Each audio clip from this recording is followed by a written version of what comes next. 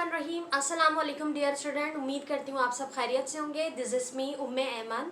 Student, आज की इस लेक्चर वीडियो में हम अपने तमाम रिव्यू क्वेश्चन को सॉल्व करेंगे, तमाम एक्सरसाइजेस को सॉल्व करेंगे। प्रीवियस वीडियो में हम चैप्टर नंबर 1 पढ़ रहे थे, इंट्रोडक्शन टू बायोलॉजी, जिसमें हमने तमाम टॉपिक को अच्छे से अलग अलग समझा, इंडिविजुअल लेक्चर लिया। अगर आपको कोई भी टॉपिक समझना है तो आप सर्च कर सकते हैं ME English centre biology class 9। आपको तमाम लेक्चर की प्लेलिस्ट मिल जाएगी, आप वहाँ पे देख सकते हैं। आज हम इसके क्वेश्चन आंसर को, एमसीक्यूज को, फिलिंग द ब्लैंक्स को, तमाम चीज़ों को सॉल्व करेंगे। हम सबसे पहले जो है मैं आपको ये बता दूं कि ये जो नोट्स हैं जिससे मैं आपको क्वेश्चन आंसर सॉल्व करवाऊंगी, ये एमसीक्यूज या फिलिंग द ब्लैंक सॉल्व करवाऊंगी स्टूडेंट, ये नोट्स आप अगर ग्रुप में ऐड है तो आपको अब तक प्रोवाइड कर दिया गया होगा। लेकिन अगर आप ग्रुप में ऐड नहीं है और आपको ये नोट्स चाहिए तो आप दिए गए नंबर पे कांटेक्ट कर सकते हैं और सरफेस से तमाम डिटेल ले सकते हैं नोट्स के हवाले से। ठीक है, अब हम अपने एक्सरसाइज क्वेश्चन को सॉल्व करते हैं। तो फर्स्टली स्टूडेंट, सबसे पहला हमारा जो एक्सरसाइज क्वेश्चन है, अगर हम उसे देखें तो सबसे पहले हमारा पहली जो रिव्यू क्वेश्चन में है वो है एमसीक्यूज। ठीक है, तो एमसीक्यूज अगर हम देखें तो सबसे पहला हमारा एमसीक्यूज है, आप पिक्चर में देख सकते हैं। अगर आपके पास नोट्स अवेलेबल नहीं है तो आप यहाँ से देख के अपनी बुक में मार्क कर लें।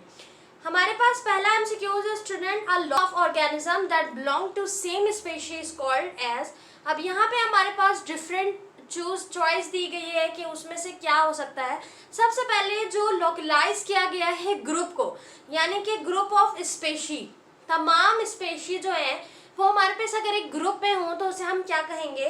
तो हमारे पास लिखा है बायोस्फीयर, इकोसिस्टम, कम्युनिटी या फिर पॉपुलेशन, तो हम उसे पॉपुलेशन कहेंगे।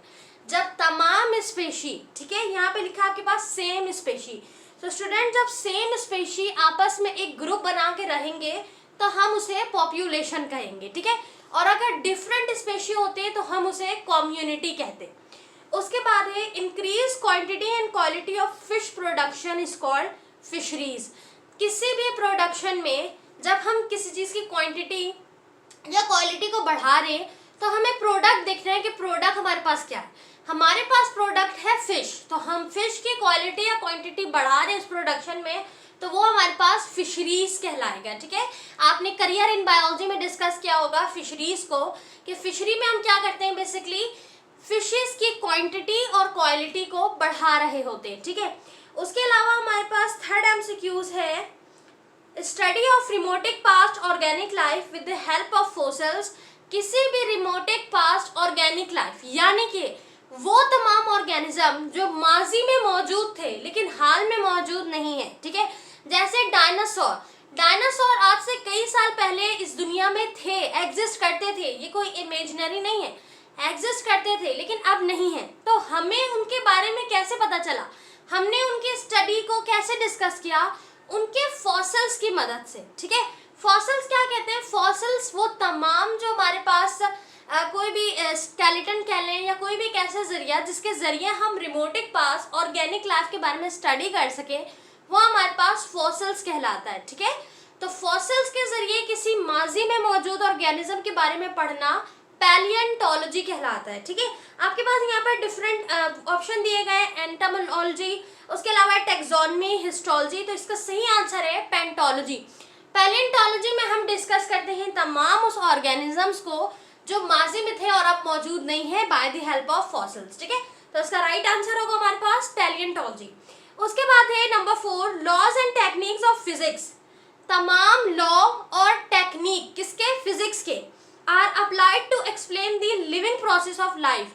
तमाम फिजिक्स के लॉ या फिर फिजिक्स की टेक्निक जो अप्लाई की जाए किसके ऊपर, किसी भी लिविंग ऑर्गेनिज्म के प्रोसेस ऑफ लाइफ के ऊपर, तो वो हमारे पास क्या कहलाती है, बायोफिजिक्स। क्यों, क्योंकि फिजिक्स तमाम वो लॉ और तमाम वो टेक्निक फिजिक्स की किसके ऊपर अप्लाई हो रहे हैं, लाइफ के प्रोसेस पे।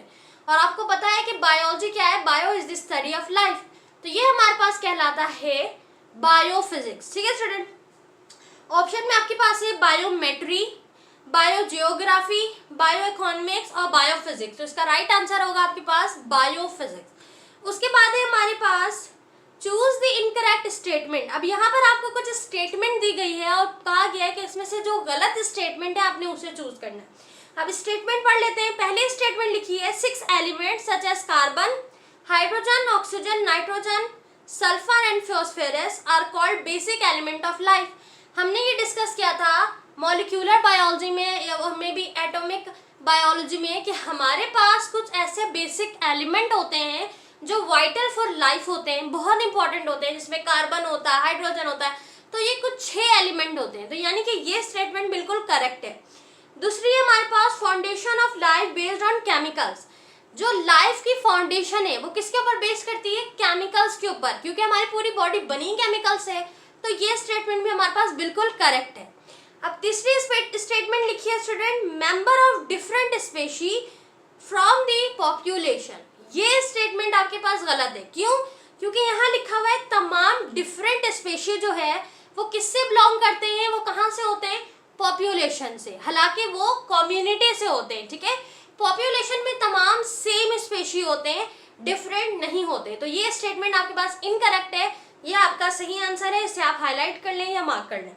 उसके बाद लास्ट हमारे पास लिखा है part of earth where life exist is called biosphere. ये बिल्कुल करेक्ट है, ठीक है।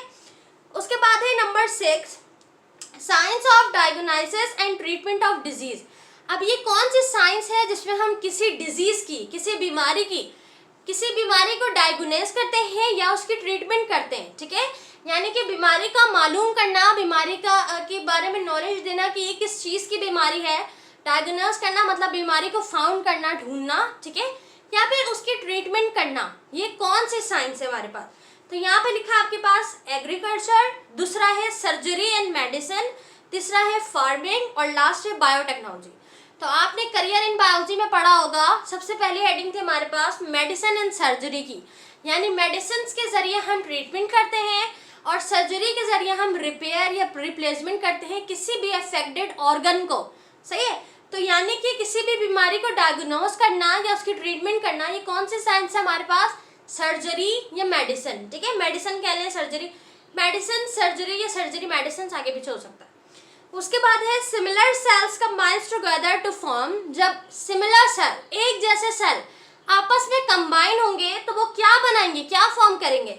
ऑप्शन है आपके पास ऑर्गन्स, बॉडी, सिस्टम या टिश्यू। इसका करेक्ट आंसर है टिश्यू, क्योंकि जब सिमिलर सेल्स आपस में मिलेंगे तो वो एक टिश्यू को बनाएगा, फिर बहुत सारे डिफरेंट टिश्यू आपस में मिलेंगे तो वो एक ऑर्गन को बनाएगा, ठीक है। तो सबसे पहले सेल्स के बाद जब सिमिलर सेल, एक जैसे सेल आपस में मिलेंगे तो वो एक किस्म का टिश्यू बनाएंगे, ठीक है। अच्छा, उसके बाद है हमारे पास student the scientific name of frog is. अब साइंटिफिक नेम पूछा गया है फ्रॉग का। मैंने आपको लास्ट टाइम भी बताया था साइंटिफिक नेम होता क्या है।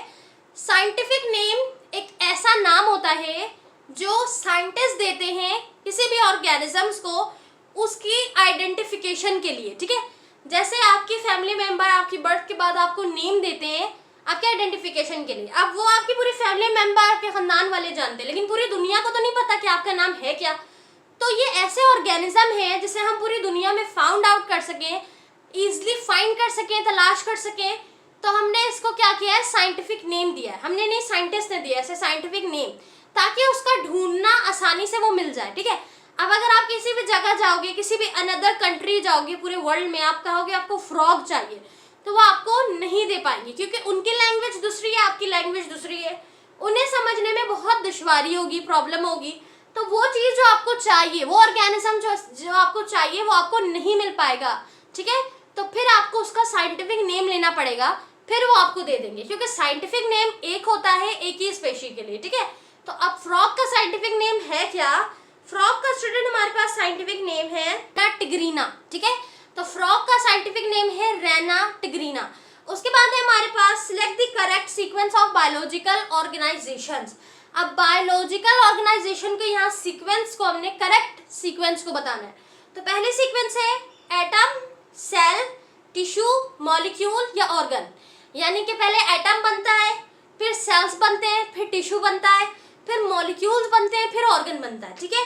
दूसरा है हमारे पास एटम, पहले एटम बने, फिर टिश्यू बना, फिर सेल्स बने, फिर मॉलिक्यूल, फिर ऑर्गन। और तीसरा है हमारे पास एटम, मॉलिक्यूल, सेल्स, टिश्यू या ऑर्गन, ठीक है। और लास्ट है हमारे पास एटम, सेल्स, मॉलिक्यूल, टिश्यू और ऑर्गन। तो इसका सही आंसर है हमारे पास नंबर 3। सबसे पहले आपके पास एक एटम होता है, एटम कंबाइन होकर एक मॉलिक्यूल बनाते हैं, फिर मॉलिक्यूल एक सस्पेंशन क्रिएट करता है और सेल बनाता है, ठीक है। फिर सेल के बाद हमारे पास सिमिलर सेल मिलके टिश्यू बनाते हैं और डिफरेंट सेल मिलके फिर ऑर्गन बनाते हैं और फिर एक ऑर्गेनिक सिस्टम बनता है, फिर ऑर्गेनिज्म की बॉडी में होता है, ठीक है। तो ये हमारे पास सही सीक्वेंस है नंबर 3। सही है। सबसे पहले हमारे पास एटम, फिर मॉलिक्यूल सेल बनाते हैं, सिमिलर सेल टिश्यू बनाते हैं, फिर डिफरेंट टिश्यू जो है आपके पास क्या बनाते हैं, ऑर्गन बनाते हैं। तो ये इसका आंसर है।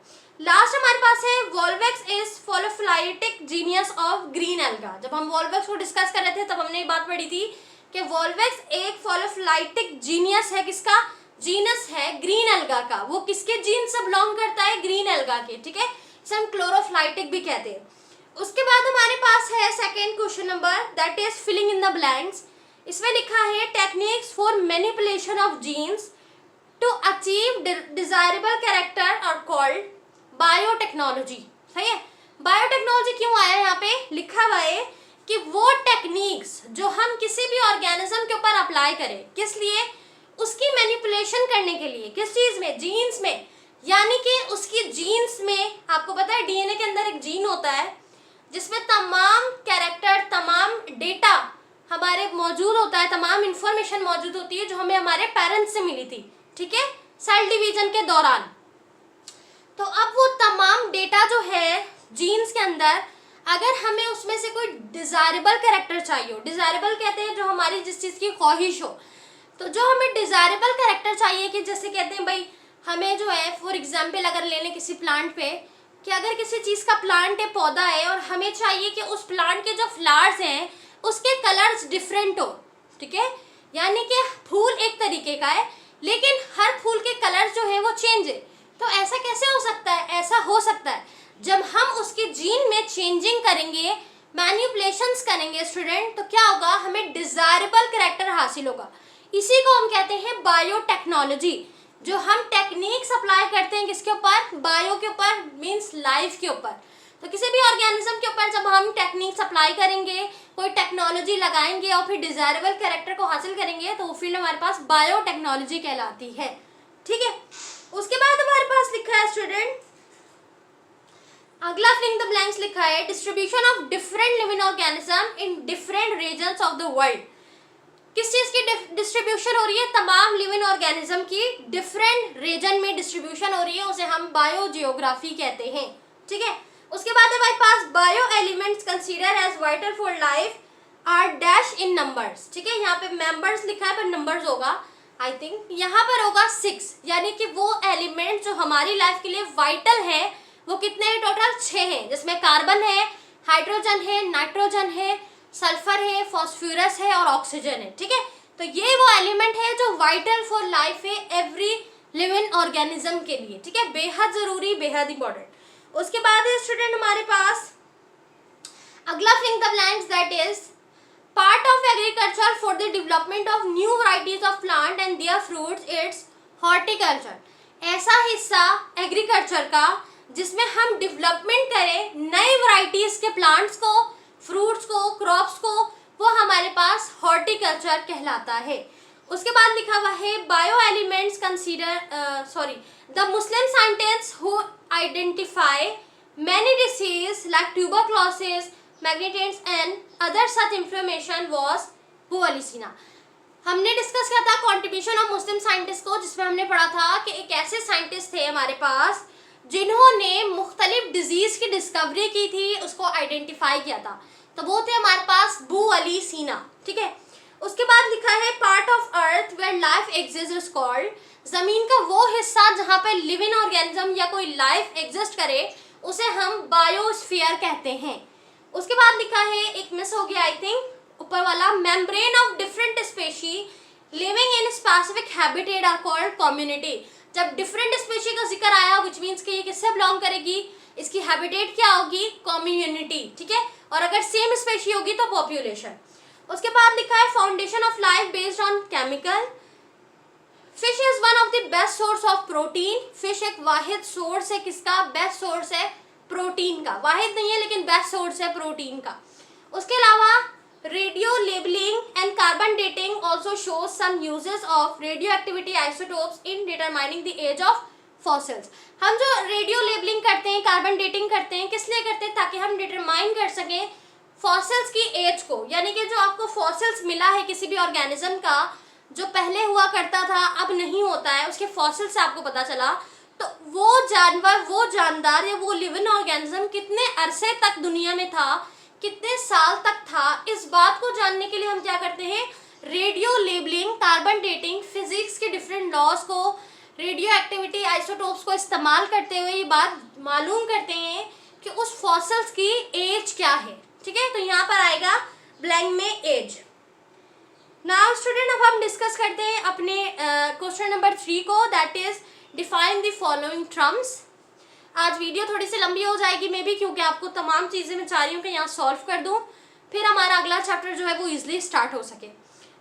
तो यहाँ लिखा हुआ है हमारे पास कुछ डेफिनेशन पूछी गई है। ठीक है, define the following terms which means कुछ डेफिनेशन पूछी गई है, और ये पेपर में भी इस तरीके से आएगा, आपसे पूछा जाएगा डिफाइन द फॉलोइंग, और नीचे आपको दे दिया जाएगा डिफरेंट चैप्टर में से डेफिनेशन उठा के फिर आपको उसे बयान करना होगा। ठीक है, तो पहला लिखा है हमारे पास एनाटमी। ठीक है, एनाटमी क्या है? आपको पता है एनाटमी हमारे पास बायोलॉजी की ब्रांच है। तो इसकी डेफिनेशन में आप लिखोगे the study of internal part of the body of living organism by cutting them open, यानी कि किसकी? बॉडी की स्टडी, लेकिन इंटरनल पार्ट। ठीक है, इंटरनल पार्ट की स्टडी, यानी कि जब हम सर्जरी करते हैं सर्जिकल वार्ड में, तो कटिंग के बाद जो हम उसकी एनाटमी, अंदर की जो चीज़ों को डिस्कस करते हैं कि भाई फॉर एग्जांपल हमने किसी चीज़ की सर्जरी की, फिर हमने देखा कि भाई यहाँ पे इस तरीके के इंटेस्टाइन मौजूद हैं, या पेनक्रियाज में कोई इशू हो गया, किडनी में कोई इशू हो गया, जब हम सर्जरी करते हैं हम उसमें तमाम चीज़ों को इंडिविजुअल देखते हैं, कट करके देखते हैं, अंदर बिल्कुल सही से आप देखते हो, हमारे पास एनाटमी कहलाता है। ठीक है, उसके अलावा पूछा गया है histology, the study of structure of tissue, यानी कि ऐसी स्टडी जिसमें हम स्ट्रक्चर देखें, किसका? टिश्यू का स्ट्रक्चर। ठीक है, ऑफ प्लांट एंड एनिमल्स। ये कौन सा टिश्यू है?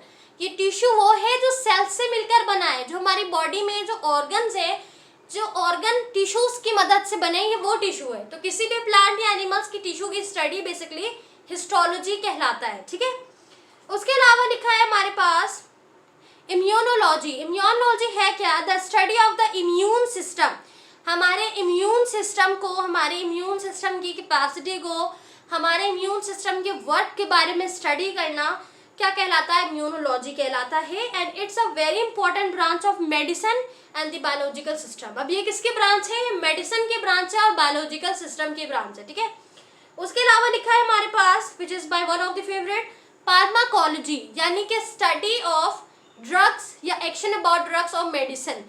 ऐसी फील्ड, ऐसी ब्रांच जिसमें हम मेडिसिन की स्टडी करें, मेडिसिन की को बनाना सीखें, मेडिसिन के बारे में पढ़ें, मेडिसिन के बारे में जानें, वो सारी चीज़ हमारे पास फार्माकोलॉजी कहलाती है। राइट, उसके बाद लिखा है बायोमेट्री, बट फर्स्ट नंबर 5 है एंटोमोलॉजी।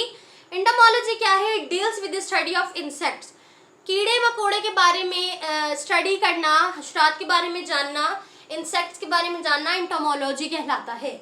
उसके बाद है biometry, the branch of mathematics, ऐसी ब्रांच जो मैथमेटिक्स की हो, जिसमें हम डेटा कलेक्ट करें, किसका? लिविंग ऑर्गेनिज्म का, वो बायोमेट्री कहलाता है। ठीक है, यानी कि बायोलॉजी में भी मैथ्स अप्लाई हो रही है। ठीक है, यानी हम जो भी डेटा कलेक्ट कर रहे हैं, जो ग्राफ्स बना रहे हैं, उसके लिए हमें जो नंबर्स की रिक्वायरमेंट है, जो एडिशन कर रहे हैं, जो ऑपरेशन अप्लाई कर रहे हैं, वो मैथ्स के, तो मैथ्स बायो के ऊपर अप्लाई हो रहा है, तो ये बायोमेट्री या बायोमैथमेटिक्स कहलाता है। ठीक है, उसके बाद है हमारे पास स्टूडेंट बायोजियोग्राफी, यानी कि it deals with the distribution of different living organism in different geographical regions of the world. Different organisms की स्टडी करना डिफरेंट ज्योग्राफिकल रीजन में हमारे पास बायोजियोग्राफी कहलाता है।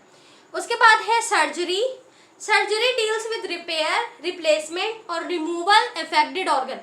सर्जरी में हम क्या करते हैं? रिप्लेस करते हैं, रिमूव करते हैं, या फिर उसे हम जो है ना रिपेयर करते हैं। ये तमाम चीज़ें करते हैं किसकी? अफेक्टेड ऑर्गन की। फॉर एग्जांपल कोई पेशेंट है, उनके किडनी में कोई इशू हो गया है, तो हमने क्या किया भाई, उनकी किडनी को या रिपेयर कर दिया, या रिप्लेसमेंट कर दिया, या रिमूव कर दिया, कुछ ऐसा कर दिया जिनसे उनकी जो है वो लाइफ बच जाए, वो हमारे पास सर्जरी कहलाता है। ठीक है, बाज़ दफ़ा सर्जरी सक्सेसफुल हो जाती है, बाज़ दफ़ा नुकसान हो जाता है, सक्सेसफुल नहीं हो पाती। तो ये सब लक पे है, अल्लाह ताला के हाथ में शफा। लेकिन सर्जरी है क्या? सर्जरी में हम बेसिकली किसी भी इफेक्टेड ऑर्गन को रिमूव करते हैं, रिप्लेस करते हैं या रिप्लेसमेंट करते हैं, ठीक है स्टूडेंट। और इसके बिल्कुल बरक्स मेडिसिन है। मेडिसिन में हम ट्रीटमेंट करते हैं मेडिसिन के ज़रिए, ठीक है। हम क्या करते हैं, जस्ट अगर हमें कोई बीमारी का पता है कि आपको इस तरीके की बीमारी है, तो हम उसे पहले मेडिसिन से ही ट्रीट करने की कोशिश करते हैं, ठीक है, मुख्तलिफ एंटीबायोटिक से। लेकिन जब नहीं होता तो फिर हम सर्जरी की तरफ रिकमेंड करते हैं, ठीक है। तो इस तरीके से ये होता है। अगर आपसे मेडिसिन पूछे जाए तो आपने ये नहीं लिखना है, आपने मेडिसिन लिखना है। और अगर आपसे सर्जरी पूछे जाए तो फिर आपने ये लिखना है। और ये दोनों अगर साथ पूछा जाए तो साथ लिख दीजिएगा।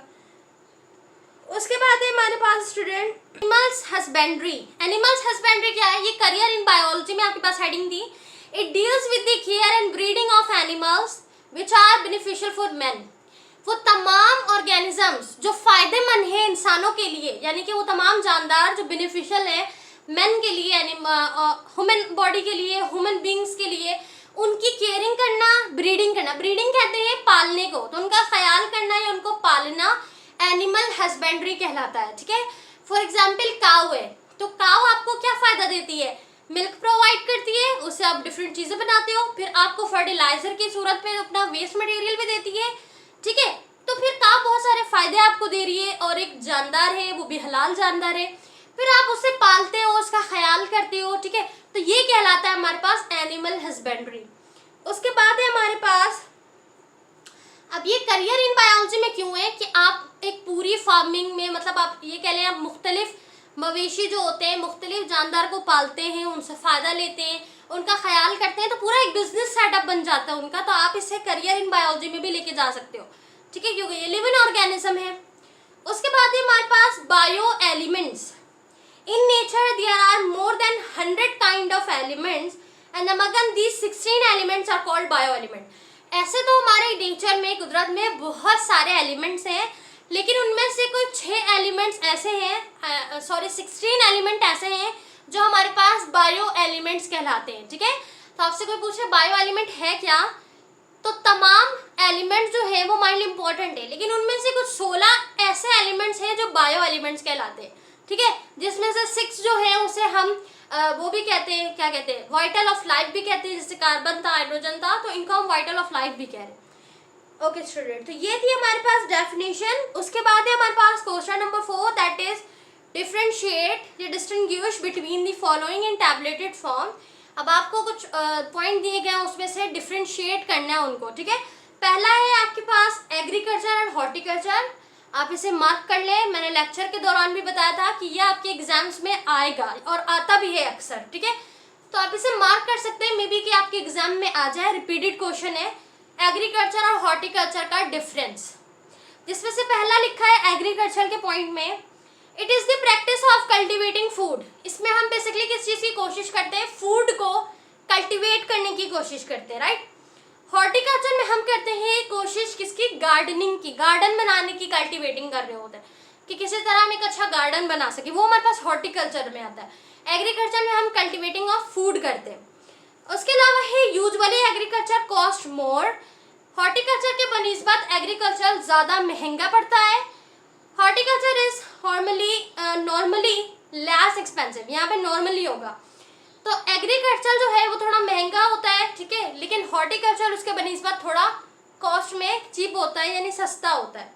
उसके अलावा हमारे पास लिखा है it yields a higher output.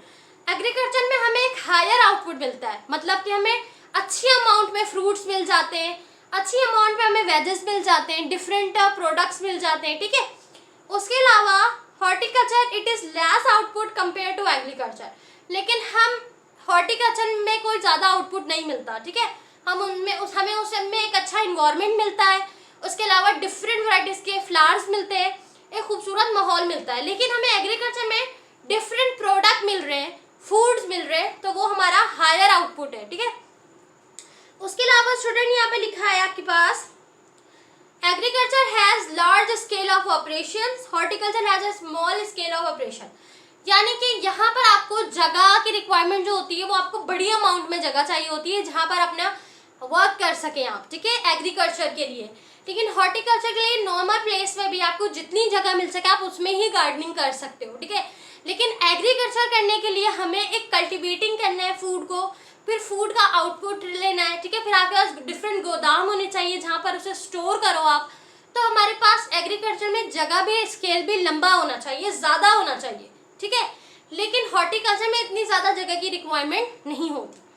तो ये थे इसके कुछ डिफरेंस हॉर्टिकल्चर के और एग्रीकल्चर के। और आपको पता है कि horticulture is a part of agriculture. उसके बाद है हमारे पास colonial organization and multi cellular organization. ये दोनों एक ऑर्गेनाइजेशन है लिविंग ऑर्गेनिज्म की। मल्टी सेल्यूलर ऑर्गेनाइजेशन वो ऑर्गेनाइजेशन जिसमें तमाम मल्टी सेल्यूलर ऑर्गेनिज्म एग्जिस्ट होते हैं। कॉलोनियल ऑर्गेनाइजेशन ही वो ऑर्गेनाइजेशन है जिसमें तमाम यूनिसेल्युलर होते हैं बट वो कॉलोनी बना के रहते हैं, ठीक है। तो आप सिर्फ ये मत लिखिएगा कि यूनिसेल्युलर, बल्कि लिखिएगा वो यूनिसेल्युलर जो कॉलोनी बना के रहते हैं।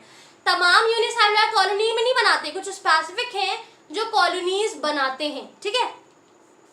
तो उसमें से हमारे पास लिखा है सबसे पहला, many unicellular organism live together by forming colonies. पहला कि वो कॉलोनी बना के रह रहे हैं तमाम यूनिसेल्युलर, डिफरेंट यूनिसेल्युलर ऑर्गेनिज्म। उसके बाद लिखा है the organism formed by many cells live singly. वो तमाम ऑर्गेनिज्म जो एक से ज्यादा सेल से मिलकर बने लेकिन वो अलग अलग रह रहे हों, ठीक है। तो इनका पहला डिफरेंस ये। दूसरा difference, each unicellular organism lives it own life in a colony.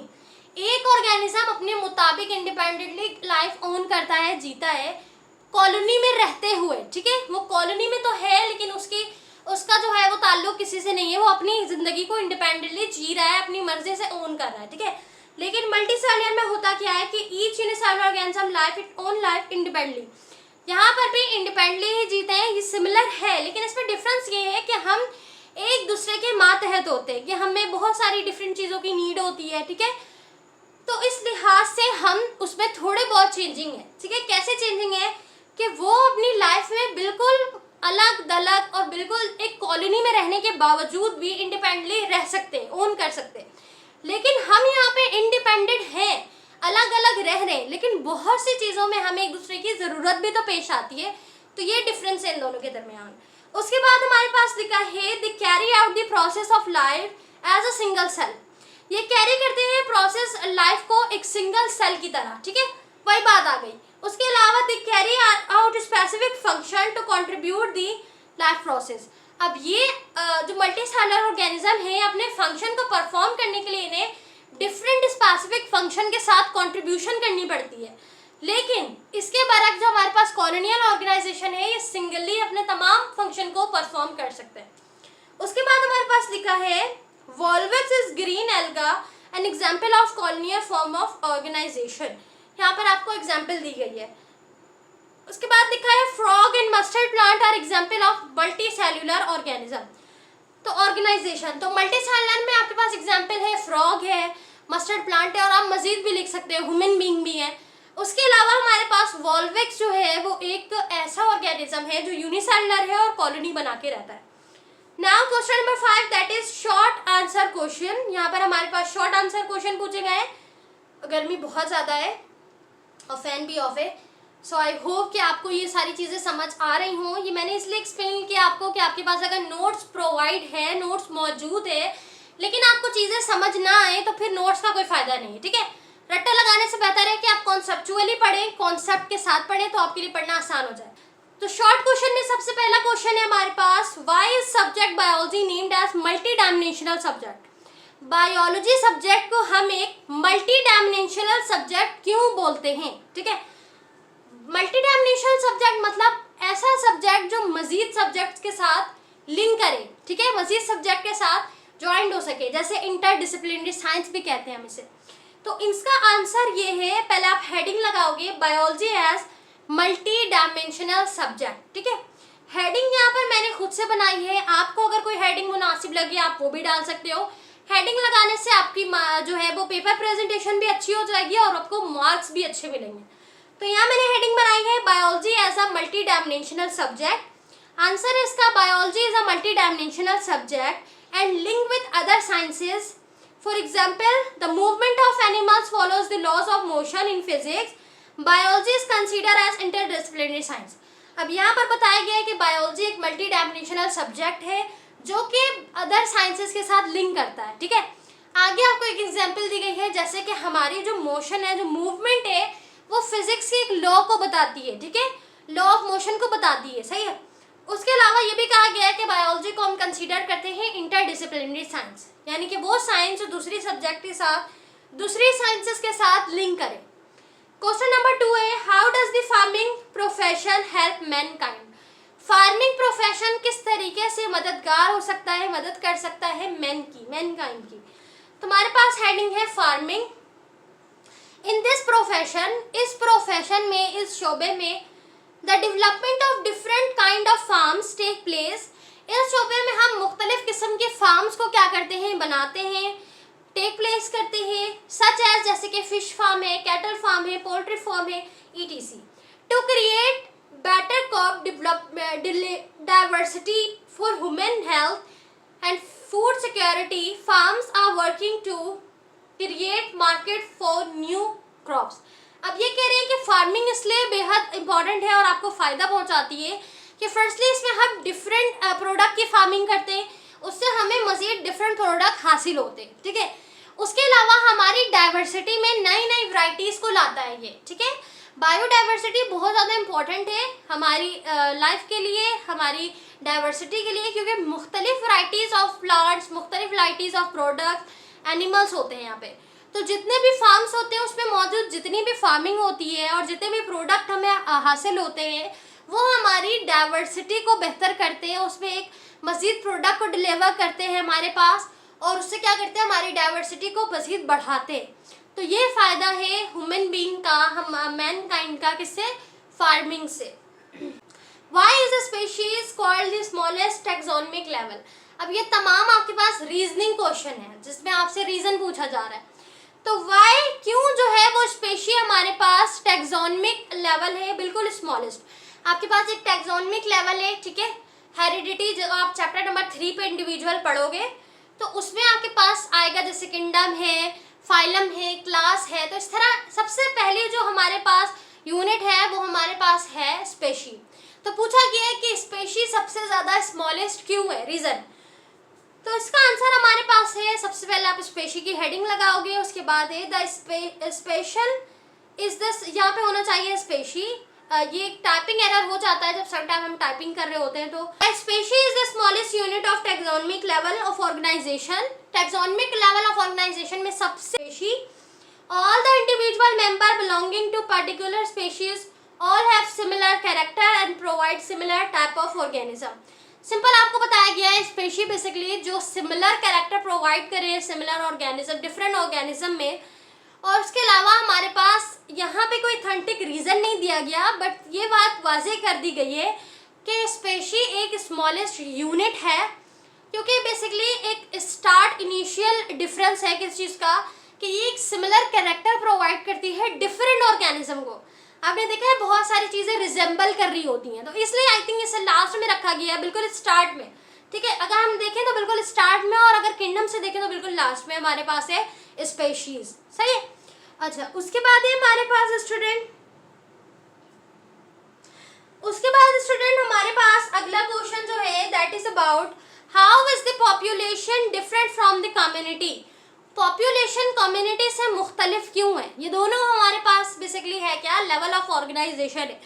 Community मैंने आपको जैसे पहले बताया, कम्युनिटी वो जिसमें डिफरेंट ऑर्गेनिज्म होते हैं, पॉपुलेशन वो जिसमें सेम ऑर्गेनिजम्स हैबिटेट बनाकर रहते हैं, ठीक है। तो पूछा गया है कि इन दोनों में क्या फ़र्क है, ये दोनों एक दूसरे से किस तरीके से डिफरेंस है, ठीक है, डिफरेंट है। तो हमारे पास पहला है student, population is different from community, या आप हेडिंग लगा सकते हैं community is different from population, कि पॉपुलेशन डिफरेंट है किससे, मुख्तलिफ है किससे, कम्युनिटी से, या कह लें कम्युनिटी मुख्तलिफ है पॉपुलेशन से। आंसर लिखा है population is a group of single species living in a certain area at a certain time. For example, a group of parrot living on a tree, it's called the parrot population, while the member of different species living in specific habitat are called a community. For example, a group of different kind of birds living on a tree is called a bird community. अब ये कहना चाह रहे हैं, इनको यहाँ पर एक एग्जाम्पल दी गई है आपको समझाने के लिए, ये है कि बेसिकली मिसाल के तौर पे एक ट्री है, एक दरख्त है। अब उस दरख्त में मुख्तलिफ परिंदे बैठे हैं, ठीक है। अब बर्ड्स हैं क्या, स्पेशी हैं, हम भी स्पेशी हैं, तमाम चीज़ें जो लिविंग ऑर्गेनिज्म स्पेशी हैं। तो बर्ड्स जो है वो स्पेशी है। अब वहाँ पे मुख्तलिफ वैरायटी के बर्ड्स हैं, जैसा कि हमारे पास कौवा है, तोता है, कोई भी दूसरा जो है वो परिंदा है। तो वो तमाम डिफरेंट स्पेशी हैं, लेकिन है तो सारे स्पेशी, लेकिन डिफरेंट स्पेशी हैं और एक ही दरख्त में बैठे हैं। तो वो हमारे पास है कम्युनिटी, ठीक है। यानी कि एक ऐसा ग्रुप मेंबर्स किसका, स्पेशी का, जो मुख्तलिफ हो, एक दूसरे से मुनफरिद हो, लेकिन एक ही सर्टेन एरिया में और एक ही सर्टेन टाइम पे रहें साथ, तो वो कम्युनिटी कहलाते हैं, सही है। और हमारे पास इसके बरक्स डिफरेंट क्या है पॉपुलेशन, वो ये डिफरेंट है कि एक सर्टेन टाइम पे एक सर्टेन जगह पे ऑर्गेनिज्म स्पेशी है तो, लेकिन वो डिफरेंट नहीं है, सेम है, ठीक है। तो स्पेशी अगर डिफरेंट है तो कम्युनिटी, सेम है तो पॉपुलेशन, यही इसका डिफरेंस है। उसके अलावा स्टूडेंट हमारे पास है question number 5, that is how new varieties of plants are produced. किस तरीके से नए वैरायटीज ऑफ प्लांट प्रोड्यूस होते हैं। इसका आंसर लिखेंगे आप, production of new varieties of plant, new varieties की प्रोडक्शन। आंसर है horticulture is a part of agriculture in which work is carried out for the development of new varieties of plant and their products. अब किसकी मदद से हो रहा है, direct short answer है तो आपको डायरेक्ट बता दिया है कि हॉर्टिकल्चर की मदद से हो रहा है। पूछा गया था सवाल में कि किस तरीके से या कैसे हो रहा है वैरायटीज की प्रोडक्शन, सही है। तो आपको बता दिया कि हॉर्टिकल्चर के जरिए हो रहा है। हॉर्टिकल्चर है क्या, हॉर्टिकल्चर एग्रीकल्चर का एक पार्ट है जिसके जरिए डिफरेंट वैरायटीज ऑफ प्लांट्स की या डिफरेंट वैरायटीज ऑफ प्रोडक्ट की क्या हो रही है, प्रोडक्शन हो रही है। तो ये था हमारे पास इसका आंसर। उसके बाद है draw label diagram of frogs digestive system. Frogs की डाइजेस्टिव सिस्टम की आपको लेबल डायग्राम बनानी है। तो ये आपके एग्जाम्स में आ भी सकता है, डायग्राम्स आती हैं। तो यहाँ पर आपको एक डायग्राम मेंशन है, आप गूगल से मजीद सर्च कर सकते हैं और आपकी बुक में भी डायग्राम मौजूद है, बट उसकी लेबलिंग नहीं की हुई है। उसके बाद है हमारे पास student question number 6, that is write detailing answer of the following question. हमारे पास जो है क्वेश्चन नंबर 6, उसमें अब लॉन्ग क्वेश्चन के हमें आंसर करने हैं। अगर वीडियो लंबी हो गई आप ब्रेक कर सकते हैं बीच में। अच्छा, क्वेश्चन नंबर 1 है हमारे पास, describe the role of Muslim scientist in the field of biology. हमें क्या करना है, डिस्क्राइब करना है मुस्लिम साइंटिस्ट की वर्क को, उनके रोल को, जो कि उन्होंने बायोलॉजी में की, यानी कि कंट्रीब्यूशन ऑफ मुस्लिम साइंटिस्ट आपसे पूछा गया है। तो पहला है हमारे पास Jabir bin Hayyan. He was born in Iran. He worked in the field of chemistry, but he also wrote a number of books on plant and animals. Jabir bin Hayyan जो है वो बॉर्न हुए थे Iran में, उन्होंने chemistry की field में काम किया, लेकिन उन्होंने बहुत सारी नंबर ऑफ बुक भी लिखी थी प्लांट पे और एनिमल्स पे। अच्छा, अब इनके कंट्रीब्यूशन की हेडिंग लगाकर आप लिख सकते हैं, अल नबातियात and al Haiwan are his 2 famous book on plant and animals respectively. अब जाबिर बिन हयान की बहुत सारी कंट्रीब्यूशन है, लेकिन आप सारे कंट्रीब्यूशन यहाँ पे नहीं लिखोगे क्योंकि ये कंट्रीब्यूशन बायोलॉजी से रिलेटेड है। तो जो बायोलॉजी की फील्ड में उन्होंने कंट्रीब्यूशन की है, आप जस्ट वही कंट्रीब्यूशन लिखोगे, राइट। अच्छा, तो बायोलॉजी की फील्ड में उन्होंने क्या कंट्रीब्यूट किया, उन्होंने 2 ऐसी किताब लिखी, जो एक हमारे पास प्लांट्स के ऊपर थी, एक हमारे पास एनिमल्स के ऊपर थी, जिसे पढ़ के हमें मजीद नॉलेज में इजाफा हुआ। उसके बाद है student number 2, that is Abdul Malik Asmai. Abdul Malik Asmai, he was a great zoologist of his time. वो अपने वक्त के एक बेहतरीन जोलॉजिस्ट थे। जोलॉजिस्ट कौन होता है, जो जोलॉजी ले, यानी कि जो एनिमल्स की स्टडी करे, ठीक है। तो इनके इंट्रोडक्शन में आप ये लिखोगे कि अब्दुल मलिक अस्मई एक अपने वक्त के एक ग्रेट बेहतरीन जोलॉजिस्ट थे। इनकी कंट्रीब्यूशन अगर हम डिस्कस करें स्टूडेंट, तो he wrote many number of books on animals. उन्होंने बहुत सारी नंबर ऑफ बुक लिखी थी, al Khail on horse, al Ibil on camel, al Shat on sheep, al Wuhush on wild animals, al Khalqul Insan on different part of the human body and their function, सही है। Contribution में आप उनकी तमाम किताबों के नाम लिख दोगे कि उन्होंने अल खैल लिखा था घोड़े के ऊपर, एक ऐसी किताब लिखी थी जिसका नाम अल इबील था, वो कैमल के ऊपर था। एक ऐसी किताब लिखी जो कि वाइल्ड एनिमल्स के ऊपर था, अल वूश। एक ऐसी किताब लिखी जो डिफरेंट बॉडी पार्ट के ऊपर था, ह्यूमन बॉडी के, और किसके ऊपर था, उनके फंक्शंस के ऊपर था, जिसे हम खल्कुल इंसान कहते हैं। तो उनकी बुक्स का नाम लिखोगे क्योंकि उनकी बुक ही बेहतरीन कंट्रीब्यूशन है, ठीक है। उसके बाद है हमारे पास last scientist, who is Boo Ali Sina. Boo Ali Sina Muslim scientist है. He was the greatest of all Muslim scientists and considered as the founder of medicine. He is called Avicenna in the West. अब वैसे तो बहुत सारे मुस्लिम scientist हैं जिन्होंने बेहतरीन काम सर अंजाम दिए, लेकिन बू अली सीना मुस्लिम साइंटिस्ट में, मुस्लिम साइंसदान में एक ऐसे साइंसदान थे जो बहुत ही ज़्यादा ग्रेटेस्ट थे. क्यों? क्योंकि इन्होंने सबसे पहले मेडिसिन को डिस्कवर किया. इनको जो है ना कंसीडर भी किया जाता था हमारे पास फाउंडर ऑफ मेडिसिन, जैसे कि पाकिस्तान के बानी है कायदे आज़म मोहम्मद अली जिन्ना. क्यों? क्योंकि उन्होंने पाकिस्तान के बारे में सोचा और पाकिस्तान को बनाया. तो इस तरीके से founder of medicine which means कि मेडिसिन की डिस्कवरी, मेडिसिन की आइडेंटिफिकेशन, मेडिसिन को बनाना किसने स्टार्ट किया? बू अली सीना ने. इसलिए इनको ग्रेटेस्ट मुस्लिम साइंटिस्ट कहा जाता है. उसके बाद लिखा गया he is called Avicenna in the west. उनको वेस्ट में एविसेना भी कहा जाता था. तो इसे याद रखिएगा, एमसीक्यूज में आ सकता है. उसके बाद है हमारे पास इनकी कॉन्ट्रीब्यूशन अगर हम देखें तो ही आइडेंटिफाई मैनी डिसीज. इन्होंने मुख्तलिफ किस्म के डिजीज़ के, बीमारियों के बारे में आइडेंटिफाई किया. आगे आपके डिजीज़ के नाम लिखे हैं. उसके बाद लिखा हुआ है ही ऑल्सो रोट बुक्स. उन्होंने मज़ीद किताबें भी लिखी जिसका नाम है al Qanun and fil Tib al Shifa. He worked in other field like astronomy and philosophy. उन्होंने फ़लसफ़े में, फ़िलासफ़ी में, एस्ट्रोनॉमी के फील्ड में भी काम किया. लेकिन हम बायोलॉजी की फील्ड की अगर बात करें तो उन्होंने बायोलॉजी में डिफरेंट मेडिसिन के बारे में बताया, फिर डिफरेंट डिजीज़ के बारे में भी बताया कि किस तरीके से कोई डिजीज़ फैल रही है या किस तरीके से कौन सी डिजीज़ बन रही है, क्या इन्फ्लेमेशंस हैं, क्या चीज़ें हैं, क्या इन्फेक्शन है. तमाम डिजीज़ के बारे में डिस्कवरीज की, आइडेंटिफिकेशन किया, फिर उनकी मेडिसिन के बारे में बताया. और 2 ऐसी किताबें लिखी जो हमारे लिए बहुत ज़्यादा इंपॉर्टेंट है. एक हमारे पास अल कानून है, यानी कि अगर आप कल को कोई भी मेडिसिन की फील्ड में वर्क करके मेडिसिन बनाओ तो आपको उन तमाम लॉज को फुलफिल करना पड़ेगा. ठीक है. उसके बाद है फिल तिब अल शफा, यानी कि मेडिसिन के ऊपर कुछ किताबें थी. तो ये हमारे पास थे मुस्लिम साइंटिस्ट. सही है स्टूडेंट. अब हम डिस्कस करते हैं अपने मजीद क्वेश्चन को. Question number 2 that is describe the relationship biology with other sciences. हमारे पास पूछा गया है ना, ये सेकंड लास्ट क्वेश्चन है, पूछा गया है कि डिस्क्राइब करें different biology with other sciences. मतलब बायोलॉजी के साथ मुख्तलिफ साइंसेज की जो लिंक है, जो ताल्लुक है, जो इंटरडिसिप्लिनरी साइंस है, उसे डिस्क्राइब करें या एक्सप्लेन करें. तो लिखा हुआ है हमारे पास biology and other sciences. Biology का अदर साइंसेज से ताल्लुक. Biology is a multi dimensional subject and link with other sciences. Biology एक मल्टी डायमेंशनल सब्जेक्ट है जो लिंक कर रहा है अदर साइंसेज के साथ. नीचे आपको एग्जांपल दी गई है वही फिजिक्स वाली. उसके बाद पहला है हमारे पास बायोफिजिक्स. बायोफिजिक्स को एक्सप्लेन किया है it is a branch of physics. ये फिजिक्स की एक ब्रांच है in which laws and techniques of physics are applied to explain the process of life. अब फिजिक्स के कुछ लॉज, फिजिक्स के कुछ हमारे पास टेक्निक्स जो लाइफ प्रोसेस को बयान करने के लिए इस्तेमाल हो, हमारे पास बायोफिजिक्स कहलाते हैं. एग्जाम्पल आपको दी गई है रेडियो फिजिक्स. इस branch is a branch where radioactive isotopes are used to track the translocation of different materials within the organism. अब जैसे फॉर एग्जांपल हम रेडियो लेबलिंग करते हैं, कार्बन डेटिंग करते हैं, किसके लिए? फॉसिल्स की एज मालूम करने के लिए.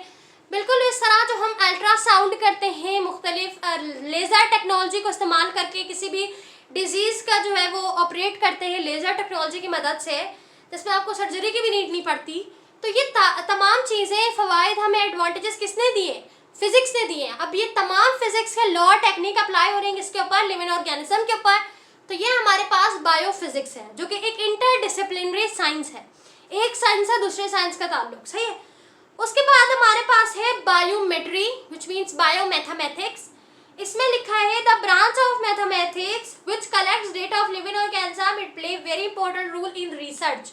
अब रिसर्च के दौरान आपको डिफरेंट डेटा बनाना होता है, डिफरेंट आपको डेटा का कलेक्शन चाहिए होता है, आपको डिफरेंट डेटा को कलेक्ट करना पड़ता है. तो उसमें हमारे पास बायोमैथमेटिक्स, बायोमेट्री बहुत ज़्यादा हेल्पफुल होते हैं क्योंकि ये डेटा को क्या करते हैं? कलेक्ट कर रहे होते हैं. ठीक है. एक डेटा एनालिसिस कर रहे होते हैं. उसके बाद है हमारे पास biochemistry. It is the branch of biology which deals with the study of molecules. ये एक ऐसी ब्रांच है बायोलॉजी के जिसमें हम स्टडी करते हैं मॉलिक्यूल्स के बारे में स्टूडेंट, और basically which from living organism और cells and requires authentic knowledge about biology and chemistry. अब यहाँ पे बेसिकली हम क्या करते हैं? मुख्तलिफ बायोलॉजी एंड केमिस्ट्री में रिलेटेड जो ऑर्गेनिजम्स में जो मॉलिक्यूल्स हैं उनकी स्टडी करते हैं, या बेसिकली कह रहे हैं तमाम उस केमिकल्स की स्टडी जो किसके प्रोसेस में इस्तेमाल हो रही है, किसी भी लिविंग ऑर्गेनिज्म की लाइफ प्रोसेस में इस्तेमाल हो रही है, हमारे पास बायोकेमिस्ट्री एक तरीके की, ठीक है। तमाम केमिस्ट्री के जो रिएक्शंस हैं, केमिकल्स जो हैं जो इस्तेमाल हो रहे हैं किसी भी लिविंग ऑर्गेनिज्म में, वो हमारे पास बायोकेमिस्ट्री, ठीक है स्टूडेंट। उसके बाद है हमारे पास बायोजियोग्राफी। बायोजियोग्राफी लिखा है deals with the distribution of different living organism in different geographical region of the world. Biogeography यानी कि मुख्तलिफ ऑर्गेनिजम्स की मुख्तलिफ जियोग्राफिकल रीजन्स में जो स्टडी होती है पूरे वर्ल्ड में, वो हमारे पास बायोजियोग्राफी कहलाती है। उसके बाद है हमारे पास बायो इकोनॉमिक्स, विच मीन्स के ये इकोनॉमिकली इम्पॉर्टेंट है ऑर्गेनिजम्स के लिए, जो इन्वॉल्व होता है प्रोडक्शंस में, जिससे हम अपना प्रॉफिट वैल्यू और कॉस्ट वैल्यू को हासिल करते हैं। किसी भी प्रोडक्ट में, किसी भी प्रोडक्शन में हम बिजनेस करें, ठीक है, अपनी इकोनॉमी को सेट करें, यानी कि हम उसमें प्रॉफिट वैल्यू दें, कॉस्ट वैल्यू दें, ठीक है, उससे हमें क्या फ़ायदा हो रहा है, क्या प्रॉफिट मिल रहा है, क्या लॉस हो रहा है, ये तमाम चीज़ें बायो इकोनॉमिक्स कहलाती है। जैसे हमारे पास एग्जाम्पल भी दी गई है student, meat production are calculate for cost value and profit value. उसके बाद लास्ट क्वेश्चन है आपके पास, that is describe the level of organization. अच्छा, ये तमाम क्वेश्चन नंबर के लिहाज से अटेम्प्ट कीजिएगा। अगर जितने नंबर का आपका क्वेश्चन हो उसी क्वेश्चन के नंबर के हिसाब से आपने हेडिंग बनानी है। ऐसा नहीं है कि 4 नंबर का क्वेश्चन है आपने 8 हेडिंग कर ली, वक्त भी ज़ाया हुआ और आपको नंबर भी इतने नहीं मिलने वाले। तो अपने मार्क्स के हिसाब से क्वेश्चन अटेम्प्ट कीजिएगा, और ऐसा भी मत कीजिएगा कि 8 नंबर का सवाल है आपने 4 नंबर वाले काम किए, मतलब कि आपने 4 हेडिंग की है। तो जितना नंबर है उस लिहाज से आप हेडिंग बनाएंगे तो आपको अच्छी नंबर मिल जाएंगे, सही है। बिल्कुल आपने अपने मार्क को देखते हुए काम करना है, मार्क को देखते हुए अपना टाइम सेट करना है, सही है। उसके बाद है हमारे पास last question, level of organization पूछा गया था। आपने हेडिंग लगानी है लेवल ऑफ ऑर्गेनाइजेशन की। उसके बाद लिखना है level of organisation is based on chemical foundation. कोई भी लेवल ऑफ ऑर्गेनाइजेशन किसके ऊपर बेस करती है? केमिकल फाउंडेशन के ऊपर। पहला हमारे पास है atomic level of organization. All the matter is made up of element which are composed of atom. तमाम मैटर एटम से बना है, ठीक है। और हमारे पास each atom is made up of sub atomic particles. और एक एटम किससे बना है? डिफरेंट सब एटॉमिक पार्टिकल्स से बना है, right. For example electron, proton and neutron. उसके बाद लिखा है molecular level of organisation. Molecules are formed by the binding of atom. Molecule बनते हैं जब एटम बाइंड होते हैं आपस में। These organic molecule of cells are called biomolecule। अब ये ऑर्गेनिक मॉलिक्यूल जो है ये बायोमोलिक्यूल्स कहलाते हैं। On the basis of their composition, some are macromolecules and some are micromolecule। अब मॉलिक्यूल की कंपोजिशन की वजह कर कुछ हमारे पास मैक्रोमोलिक्यूल कहलाते हैं स्टूडेंट, और कुछ हमारे पास माइक्रोमोलिक्यूल कहलाते हैं, राइट। उसके बाद हमारे पास लिखा है इन the last cellular level of organization, number 3, the biomolecules when working together in the form of suspension are called protoplasm। जब एक बायोमोलिक्यूल सस्पेंशन के लिहाज से एक साथ काम करे, एक साथ काम करके एक सस्पेंशन क्रिएट करे, तो उस सस्पेंशन को हम प्रोटोप्लाज्म कहते हैं, ठीक है। अब ये जो प्रोटोप्लाज्म है works in the form of unit. जब एक यूनिट पे काम करे तो ये हमारे पास सेल कहलाता है। When the similar cell combine together they form tissue। जब एक से ज़्यादा सेल ग्रुप बनाए, एक साथ वर्क करे सिमिलर, तो हमारे पास टिश्यू बनता है। The different tissue are arranged in a particular manner to work together is called organ। जब डिफरेंट टिश्यू एक पर्टिकुलर मैनर में वर्क करें तो एक ऑर्गन बना देते हैं। ऑर्गन हमारे पास डिफरेंट टाइप ऑफ ऑर्गन जब कोऑर्डिनेट होके एक मैनर में वर्क परफॉर्म करे, एक फंक्शन परफॉर्म करे, तो ऑर्गेनिक सिस्टम कहलाता है। When different organ systems function in coordination in a unit key from a body or multicellular organism, सही है। तो जब एक हमारे पास ऑर्गेनिक सिस्टम एक कोऑर्डिनेशन में वर्क परफॉर्म करे तो फिर वो एक बॉडी में मतलब बॉडी के अंदर वर्क परफॉर्म करता है, या फिर हम उसे एक मल्टीसेलुलर ऑर्गेनिज्म कहते हैं, ठीक है। तो हमारे जो बॉडी के अंदर डिफरेंट ऑर्गन साथ मिलके वर्क परफॉर्म कर रहे हैं, वो हमारी बॉडी के अंदर वर्क परफॉर्म कर रहे हैं। तो पहले एक ऑर्गेनिक सिस्टम होता है, फिर एक ऑर्गेनिज्म आ जाता है, सही है। उसके बाद हमारे पास है taxonomic level. The species in the smallest unit of taxonomic level of organization, which includes morphological similarity to organism which interbreed and produce fertile offspring. अब ये कहना है कि टैक्सोनमिक लेवल में बेसिकली क्या हो रहा है कि हमारे पास वो तमाम स्पेशीज, वो तमाम स्मॉलेस्ट यूनिट टैक्सोनमिक लेवल का ऑर्गेनिजम्स या ऑर्गेनाइजेशन जो कि इन्वॉल्व हो मॉर्फोलॉजिकली, यानी कि इंटरनली नहीं बल्कि एक्सटर्नली, ठीक है, एक्सटर्नली इन्वॉल्व हो सिमिलर ऑर्गेनिज्म के साथ, जो इंटरब्रीड करे और प्रोड्यूस करे अपने तरीके के ऑफस्प्रिंग को, तो वो हमारे पास कहलाता है टैक्सोनमिक लेवल।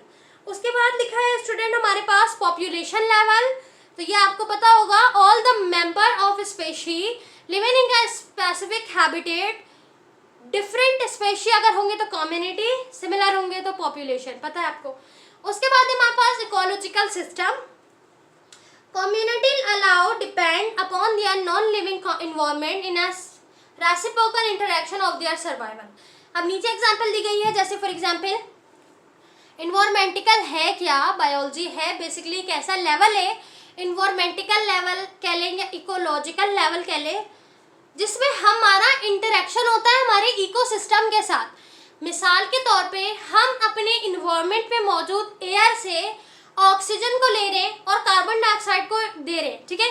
तो ये जो इंटरेक्शन है, ये जो गैसेस एक्सचेंज का तबादला है, यही बेसिकली इकोलॉजिकल सिस्टम या इकोलॉजिकल लेवल कहलाता है।